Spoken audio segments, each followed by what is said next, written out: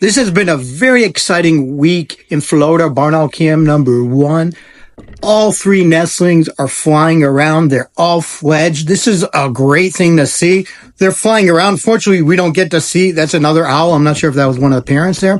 We don't really get to see what's going on. A lot of times they'll eat outside of the box now, so we won't even get to see the prey drops. But here's a case. The parent brings a half-eaten rabbit to one of the nestlings.